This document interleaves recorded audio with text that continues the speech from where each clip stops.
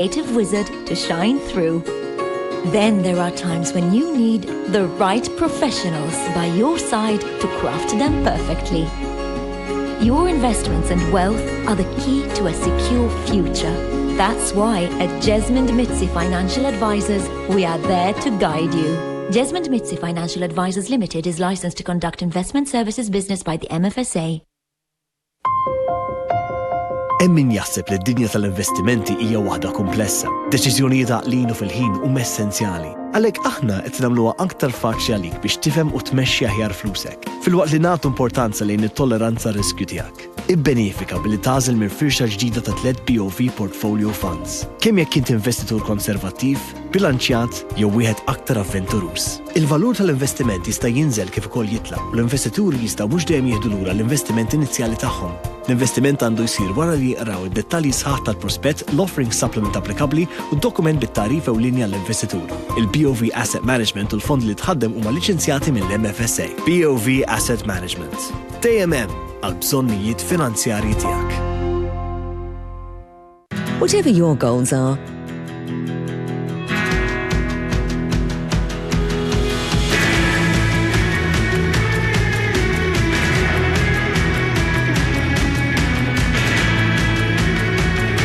SavvySave can help you hit your saving goals.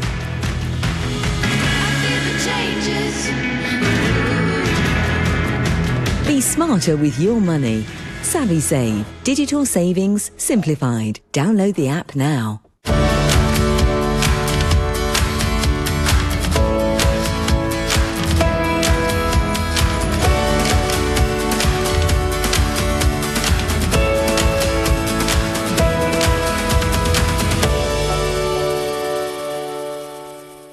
Dan il-programm u miġġub lilkom minn Bank of Valletta, Mafre MSV Life u Bank of Valletta Asset Management.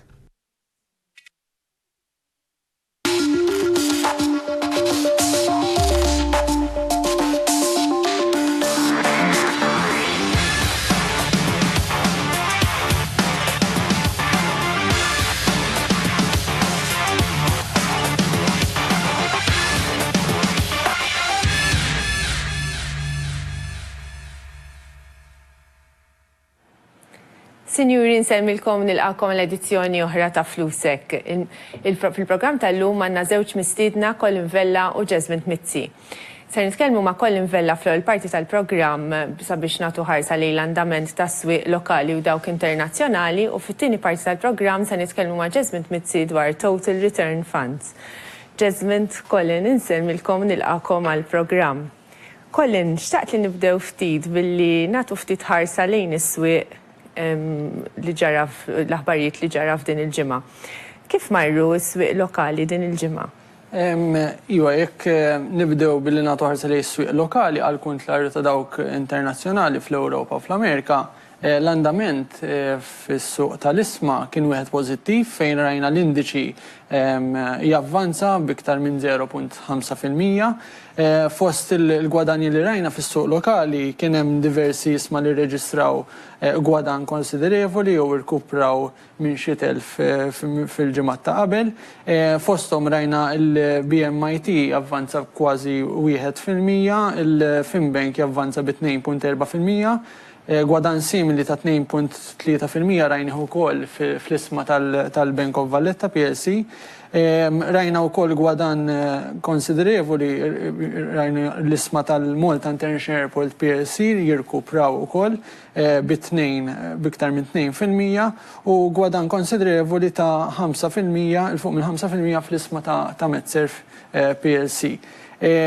Fost dawn il-gwadan apparti fis-suq lokali rajna wkoll xi aħbarijiet maħruġa minn dawn l-istess kumpaniji fosthom il-Malta International Airport PLC wkoll ħabbret li beħsiebhom ħabbru r-riżultati tal-nofs tas-sena il-ġimgħa d-dieħla fil-25 ta' Lulju fejn il-bord għandhom jiltaqgħu u jikkonsidraw anke apparti il-financial statements tal-ewwel 6 xhur jekk għandu xi jitħallas dividend jew le.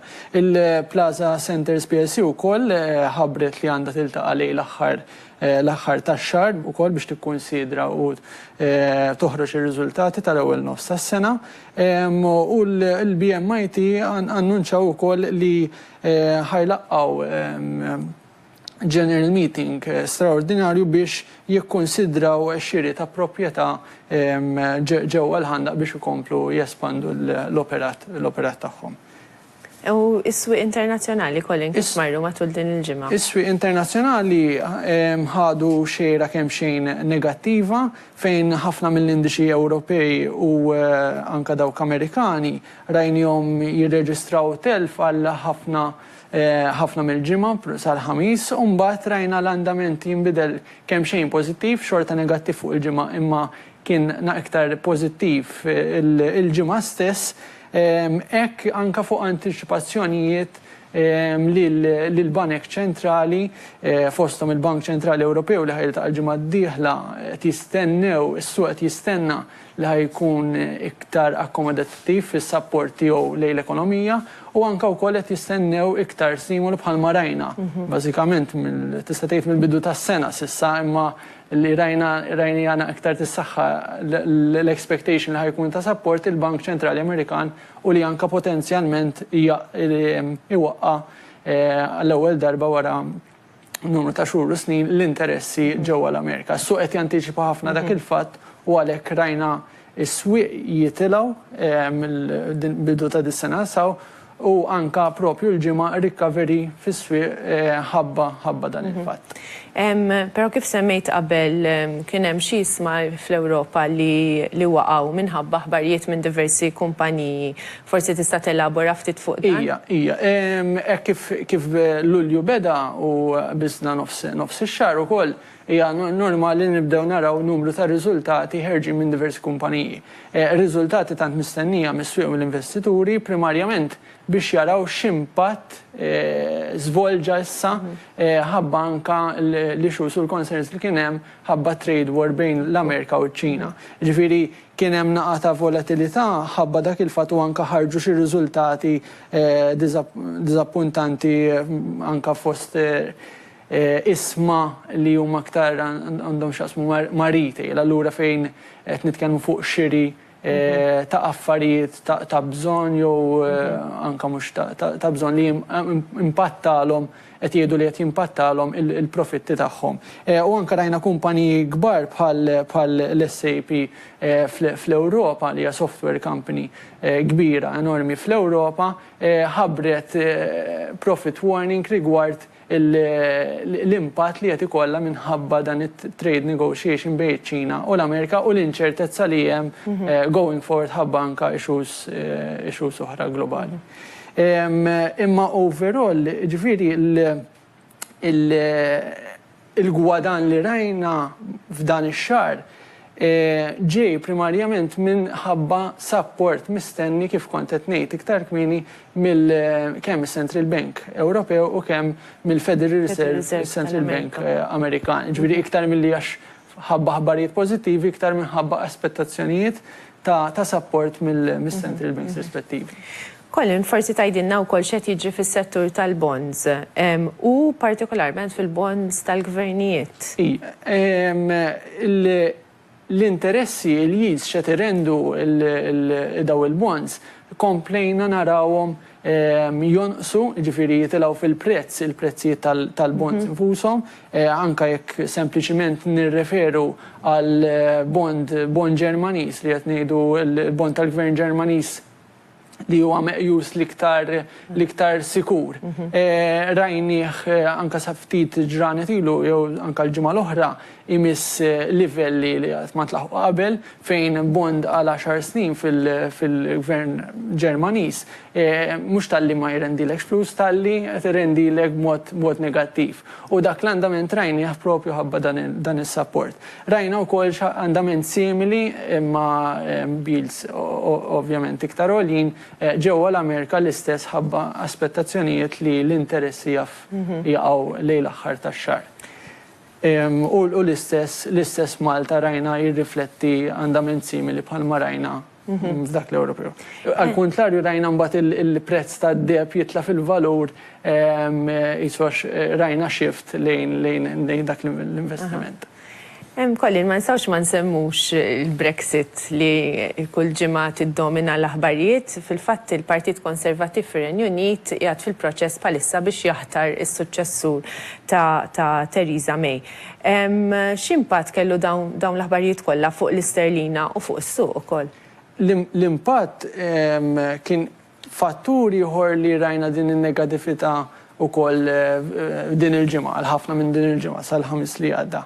L-impatt fuq l-isterlina kien wieħed negattiv, ġifieri rajna tiddajjef komplit tiddajjef għal ħafna mill-ġimgħa, però mbagħad primarjament ħabba l-inċertezzi li hemm ta' se jiġri lejn l-aħħar ta' Ottubru minn ħajlħaq Prim Ministru kif qed inti u l-ġlieda bej Boris Johnson u Jeremy Hunt forsi minn ħajħu over Theresa May x'tip ta' negozjati ħajġib mal-Ewropa, imma l-andament inbidel ftit għal wieħed pożittiv wara l-ħamis wara li kien hemm ħiel li jaf ikun hemm xi tip ta' negozjar rigward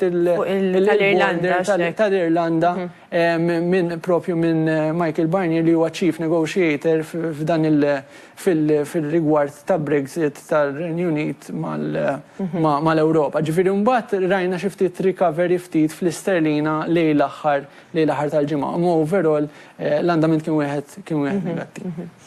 Qed nisimgħu ħafna dwar Facebook u l-cryptocurrency Libra.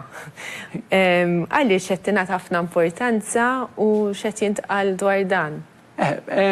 Forsi kif ħafna nies semgħu f'dawn l-aħħar ġimgħat kienet qed tissemma l-possibilità li Facebook joħroġ il-cryptocurrency bħala Facebook. U ovvjament ġibdet attenzjoni anka tal-Federal Reserve Amerikan, anka ta' Donald Trump li tnejn għajmu ċertu element ta' xettiċiżmu, propju għax qed nitkellmu fuq Facebook li hija tista' tgħid l-ikbar kumpanija f'termini ta' kemm qed taqqat nies fuq livell globali, għax dan ovvjament qed nitkellmu cryptocurrency jew pjattaforma li ħataqqat iktar minn biljun persuna li potenzjalment l-iskop tagħhom huwa biex ikun hemm users fuq din il-platform li twassal għal trasferiment ta' flus iktar irħis mingħajr l-użu tal-banek tradizzjonali l-ħolum ġurnata. U allura ovvjament meta nitkellmu fuq kumpanija daqshekk kbira li tikkunsidra xi ħaġa bħal din tqajjem ċertu dubji ta' kif tiġi tekil din l-affarijiet. Kollin, rajna wkoll ċaqli fil-prezz taż-żejt matul din il-ġimgħa. Għalfejn ikun hemm daqshekk volatilità? Il-ċaqli anka li l-aħħar tal-ġimgħa kien volatili matul il-ġimgħa kollha u dawn l-aħħar ftit ġimgħat. Imma lejn l-aħħar tal-ġimgħa wkoll rajna spike ukoll fil-prezz taż-żejt primarjament ħabba l-inċertezzi u l-instabilità li hemm bejn relazzjoni bejn l-Iran u l-Amerika. Anka propju fejn rajna fl-aħħar aħbarijiet l-attakki fuq xi drones Iranjani li waslu wkoll biex joħolqu inċertezzi ta' xista twassal relazzjoni jekk twassal xi gwerra bejn it-tnejn u toħloq tensjoni. U meta qed nitkellmu tensjoni f'dawn l-affarijiet, ovvjament ħajkun hemm qed nitkellmu inċertezza u dik ħatwassal għal żidiet fil-prezz taż-żejt fejn narawna ostilità bejn iż-żewġ pajjiżi. Grazzi ħafna Kollin ta' dik l-ispjega dettaljata fuq is-swieq. Ser nagħmlu waqfa ta' ftit minuti, narawkom dal-waqt.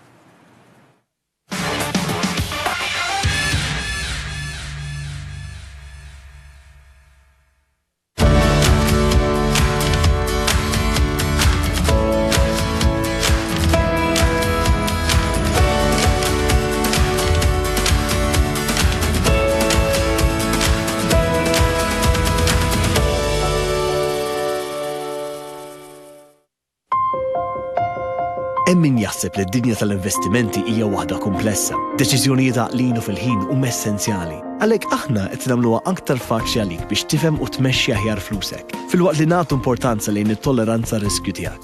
Ibbenefika billi tażel minn firxa ġdida ta' 3 BOV Portfolio Funds. Kemm jekk int investitur konservattiv, bilanċjat jew wieħed aktar avventurus. Il-valur tal-investiment jista' jinżel kif ukoll jitla u l-investituri jistgħu mhux dejjem jieħdu lura l-investiment inizjali tagħhom. L-investiment għandu jsir wara li jqraw id-dettalji sħaħ tal-prospett, l-offering supplement applikabbli u d-dokument bit-tarif ewlieni għall-investitur. Il-BOV Asset Management u l-fond li tħaddem huma liċenzjati mill-MFSA. BOV Asset Management. TMM għal-bżonnijiet finanzjarji tiegħek. Whatever your goals are,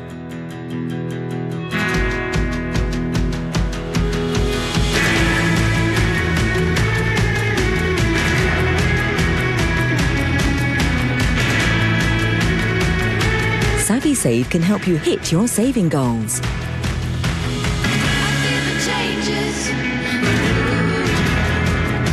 Be smarter with your money.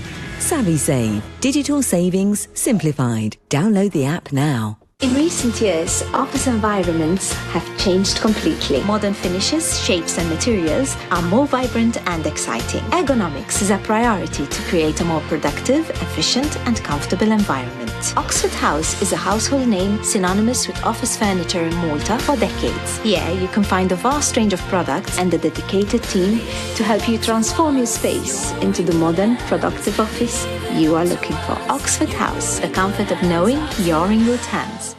Il-preservazzjoni u tkabbir tal-ġid tiegħek jeħtieġu għarfien espert, preċiżjoni, dedikazzjoni u fuq kollox attenzjoni għad-dettall. Fil-Bank of Valletta aħna nofrulek one-stop shop għal ħtiġijiet ta' investiment kollha tiegħek. Żur kwalunkwe fera jew ċentru ta' investiment tal-BOV f'Malta jew f'Għawdex biex tiddiskuti l-ħtiġijiet tal-ippjanar finanzjarju tiegħek. Il-valur tal-investiment jista' jitla' kif ukoll jinżel u jista' jkun affettwat minn tibdil fil-kambju. Il-Bank of Valletta PLC hija kumpanija pubblika b'responsabilità limitata regolata mill-Awtorità Maltija Servizzi Finanzjarji u liċenzjata biex toffri servizzi ta' investiment f'termini tal-att dwar servizzi ta' investiment.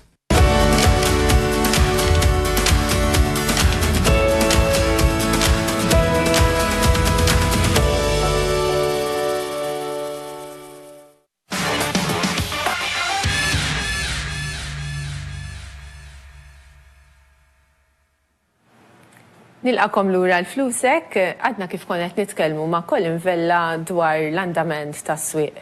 Issa jmiss li nitkellmu ma' missieden regolari tagħna Jasmine Mizzi fuq Total Return Funds. Jasmine, insellimlek mill-ġdid. Insellim. Jasmine, jeżistu diversi skemi ta' investiment kollettiv, però llum xtaqt li nifukaw partikolarment fuq Total Return Funds. Tispjegana ftit x'inhuma dat tip ta' investiment kollettiv? Naħseb irridu nitilqu mill-punt fejn wieħed irid jaċċetta l-fatt illi anka kif kienet jgħid Colin qabel, qegħdin jew erġajna qegħdin f'sitwazzjoni fejn ir-rati tal-interessi fejn konna qed narawhom tilgħin, partikolarment fl-Amerika għax fl-Ewropa ma rajniex ċaqliq, illi erġajna qed immorru lura fejn l-imaxijiet probabbli ħajaqgħu u diġà rajna il-prezzijiet tal-bonds jitilgħu bl-effett illi ikollu fuq il-yield ġifieri kemm l-investitur ħajaqla imax fidejh. U allura f'sitwazzjoni bħal din importanti ħafna li l-investitur ma jħares biss jew primarjament lejn id-dħul jew il-kupun li jkun qed iħallas partikolarment bond immanka isħma illi jrendu dħul regolari, imma għandu jħares lejn it-totalità jiġifieri li mhux illi jkun qed irendi investiment imma wkoll il-potenzjal illi dak l-investiment jitla fil-valur. Fil-kapital ġifieri. Fil-kapital. U allura it-Total Return Funds huma mekkaniżmu, skema ta' investiment fejn il-fund manager min ikun qed imexxi dan l-investiment lan jew l-oġġettiv tiegħu mhuwiex illi jrendi l-aktar dħul għall-investitur, imma illi ikun immaniġjat b'mod, immexxi b'mod illi lan ewlieni tiegħu huwa illi inti ikollok ritorn pożittiv kemm normalment fuq ir-rati tal-interessi li wieħed ikun qed jaqla' imma wkoll illi fuq medda ta' snin illi jkollok riżultat pożittiv. U dan jimplika kemm ma' żminijiet tajba, imma wkoll kważi aktar importanti wkoll fi żminijiet fejn is-swieq ikunu niżlin u allura l-portafoll ikun qed jiġi immaniġjat skont x'ikun qed jiġri fuq is-suq u allura il-fund manager kollu iktar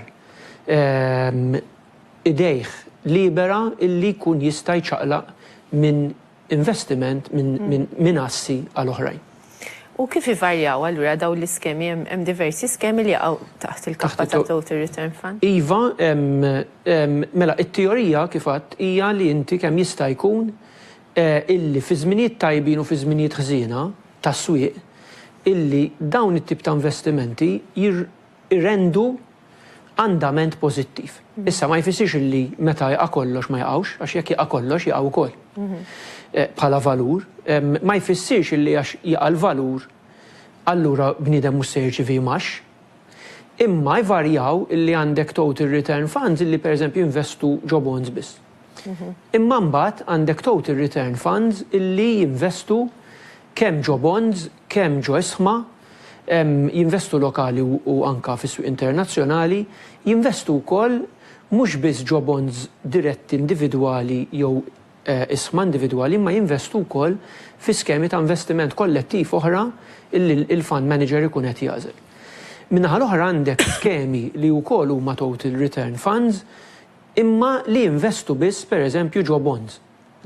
U allura meta investitur qed imur għal parir irid jara il-portafol tiegħu fiex irid u l-parir li ħajġi moti skont ir-riski li jrid jieħu skont kemm qed iħares fit-tul. Fatturi li ħajdeterminaw li ħajgwidaw anzi li l-konsulent finanzjarju illi jirrakkomanda skema meta komparata ma' skema oħra skont l-investitur illi ikollu qudiem. Mhux għax Total Return Fund kollha jkunu l-istess valutazzjoni. Il-titlu normalment jindika, imma wkoll jista' jkun Total Return Fund li jinvesti iktar ġo isma jew ikollu gwida ċara ta' kemm jista' jinvesti ġo isma u kemm jista' jinvesti ġo bonds. Għaliex investitur għandu jikkonsidra dawn l-iskemi? Naħseb il-Total Return Funds ituk aktar stabilta.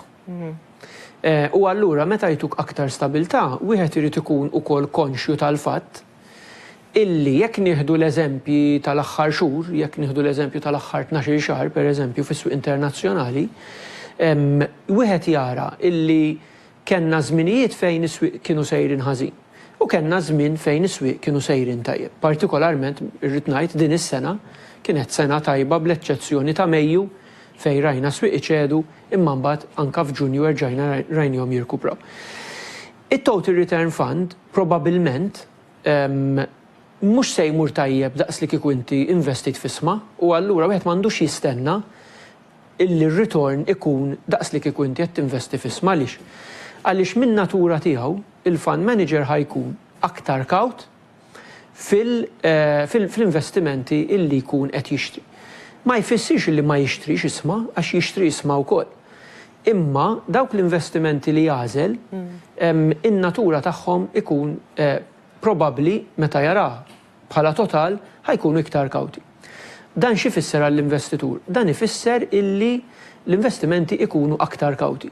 Imma jekk wieħed jara anke dis-sena kien hemm skemi illi xorta telgħu b'ammont b'ritmu tajjeb ħafna u bl-istess mod meta s-swieq kienu qed jaqgħu, ovvjament jaqgħu inqas minn investimenti oħra jekk inti investit f'isma biss. Jew anka jekk inti kont investit ġo bonds li pereżempju huma high yield u allura min natura tagħhom l-oġġettiv hu li tu kimax iktar għoli.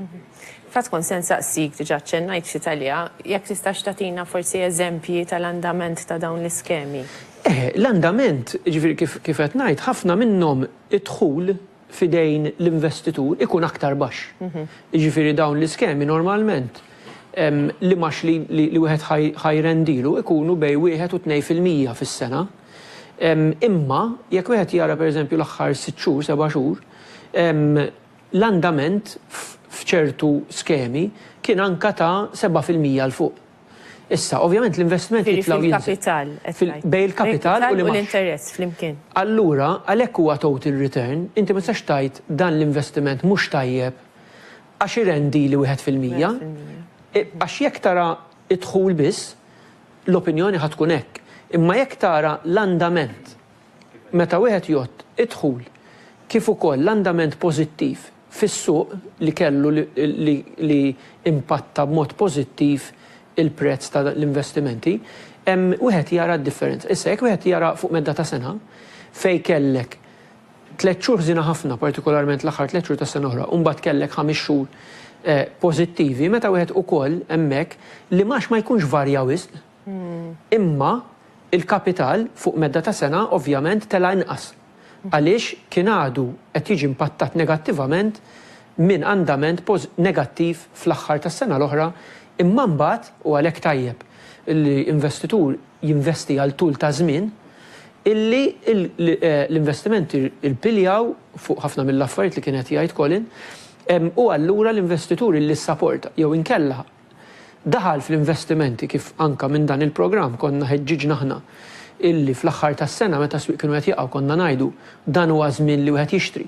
Mhux għax inkunu nafu li ħajtla, imma jekk l-andament huwa iktar negattiv u allura inti għandek opportunità li tibda tixtri meta s-swieq ikunu jaqgħu, illum naraw illi dawk li xtraw f'Diċembru illum sejrin tajjeb u bdew biex ngħidlek kienu fortunati iddeċidew illi jieħdu element ta' riskju iktar meta s-swieq kienu qed jaqgħu. Imma l-esperjenza torina illi meta bniedem jixtri meta l-prezzijiet ikunu waqgħu wara perjodu twil li kienu tilgħin, allura hemmhekk il-probabilità xorta fuq medda ta' snin. Aħna ma nixtrux għallum jew għal 6 xhur.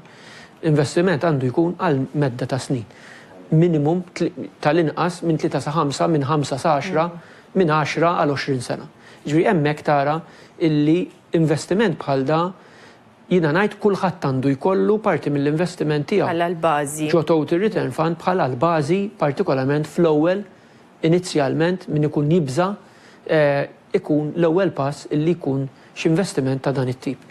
Ġezbet, u daw l-iskemi jinvestu f'Malta jew għaw li jinvestu f'barra ma jinvestu għaw li jinvestu f'Malta wkoll minn. Iva, dan huwa żvilupp pjuttost riċenti biex ngħidlek fis-sens illi total return funds barra minn Malta u ħafna. Issa, aħna għandna l-possibilità bħala Maltin illi nifmu iktar u l-investitur huwa iktar konxju ta' x'ikun qed jiġri Malta għaliex intarat għax kumpaniji jew servizzi ta' kumpaniji illi jkun qed jużaw stess. U allura iva llum hawn skemi ta' investiment illi jinvestu kemm lokalment kif ukoll fis-swieq internazzjonali kemm fl-isma u kemm fil-bonds fl-istess investiment.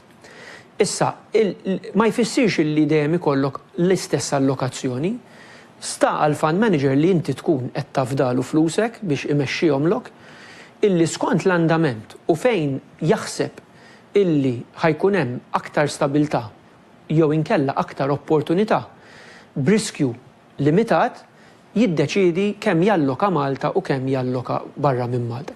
U wieħed jara illi dawn l-iskemi huma attivi u jekk wieħed iqabbel fejn kienu investiti daw il-fund managers 12 xahar ilu, 24 xahar ilu. U llum wieħed jara illi huma attivi għaliex l-allokazzjoni bejn l-investimenti Malta u l-investimenti barra minn Malta jinbidlu skont x'ikun qed jantiċipa il-fund manager u ċ-ċirkostanzi li nkunu għaddejjin minnhom. Ikun hemm żmien fejn forsi Malta swieq ikunu aħjar, ikun hemm żmien fejn barra ikun hemm peress li nafu li s-swieq barra u mikbar, allura l-andament jista' jkun wieħed ikbar partikolarment fis-swieq tal-isma, imma mbagħad min-naħa l-oħra naraw li s-suq tal-bonds Malta huwa wieħed aktar stabbli. U allura meta taqgħadhom flimkien l-investitur għandu dil-possibilità illi fej jisiba diffiċli kemm ħan investi Malta, kemm ħan investi barra, f'liema bond ħan ixtri, liema isma ħan ixtri. Allura jkun qed jagħmillu dax-xogħol kollu il-fund manager. Grazzi ħafna Jasmine ta' dik l-informazzjoni interessanti. Nixtieq nerġa' nirringrazzja lilek Colin, grazzi talli kontu magħna. Bekk wasalna fit-tmiem edizzjoni oħra ta' Flusek. Minn tiegħi bħal dejjem nixtieq nirringrazzja l-New Age Media li huma l-producers tal-programm, nirringrazzja l-crew tekniku ta' Net Television, nirringrazzja lill-sponsors tiegħi u fuq kollox nirringrazzja lilkom tal-li dejjem isseguna. Nagħmel appuntament magħkom għal-ġimgħa d-dieħla. Insellmilkom.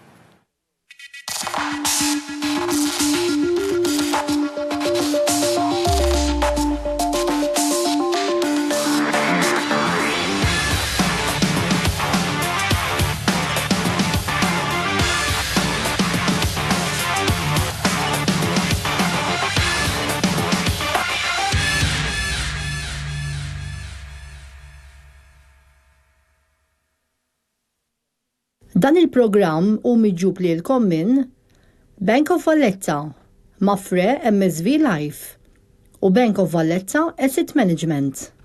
Flusek jirringrazzja lil Oxford House u Asha Carpets. Nicolette tirringrazzja lil Rachel Guilford għal make-up, Gilda għal ħwejjeġ, Addera Skin and Tonic u Maf Hairdressing għal xara.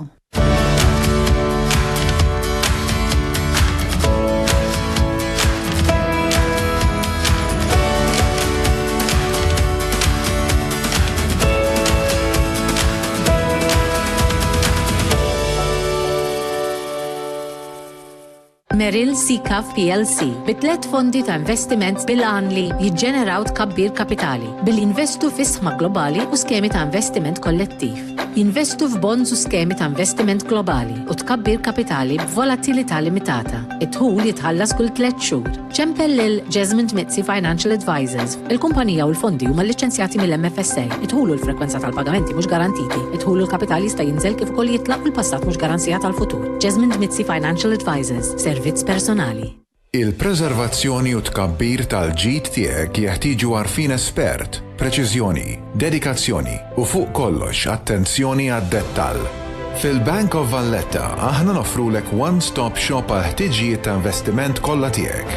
Żur kwalunkwe fera jew ċentru ta' investiment tal-BOV f'Malta jew f'Għawdex biex tiddiskuti l-ħtiġijiet tal-ippjanar finanzjarju tiegħek. Il-valur tal-investiment jista' jitla' kif ukoll jinżel u jista' jkun affettwat minn tibdil fil-kambju. Il-Bank of Valletta PLC hija kumpanija pubblika b'responsabilità limitata regolata mill-Awtorità Maltija Servizzi Finanzjarji u liċenzjata biex toffri servizzi ta' investiment f'termini tal-att dwar servizzi ta' investiment. Nosebtol ġel għal-uġeħ tal-miskoli ġogi u aktar. Nosebtol ifisser sarħam il-uġeħ.